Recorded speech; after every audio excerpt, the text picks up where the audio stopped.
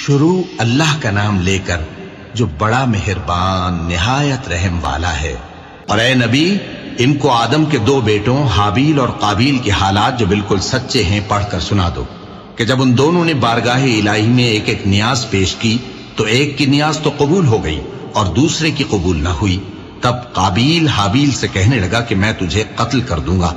اس نے کہا کہ اللہ پرہیزگاروں ہی کی نیاز قبول فرمایا کرتا ہے، اگر تو مجھے قتل کرنے کے لیے مجھ پر ہاتھ چلائے گا تو میں تجھ کو قتل کرنے کے لیے تجھ پر ہاتھ نہیں چلاؤں گا۔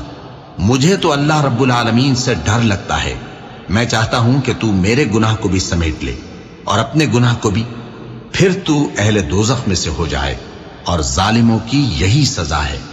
آخر اس کے یعنی قابیل کے نفس نے اس کو اپنے بھائی کے قتل ہی کی ترغیب دی تو اس نے اسے قتل کر دیا، پھر خسارہ پانے والوں میں ہو گیا۔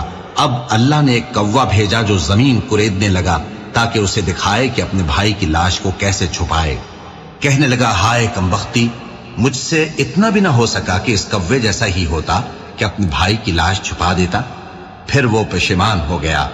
اس قتل کی وجہ سے ہم نے بنی اسرائیل کے ذمے یہ بات لکھ دی کہ جو شخص کسی کو ناحق قتل کرے گا، یعنی بغیر اس کے کہ جان کا بدلہ لیا جائے یا ملک میں خرابی کرنے کی سزا دی جائے، تو اس نے گویا تمام انسانوں کو قتل کیا، اور جو ایک انسان کی جان بچا لے تو گویا اس نے سارے انسانوں کو زندگی دے دی۔ اور ان لوگوں کے پاس ہمارے پیغمبر روشن دلیلیں لا چکے، پھر اس کے بعد بھی ان میں بہت سے لوگ ملک میں زیادتیاں کرنے والے ہیں۔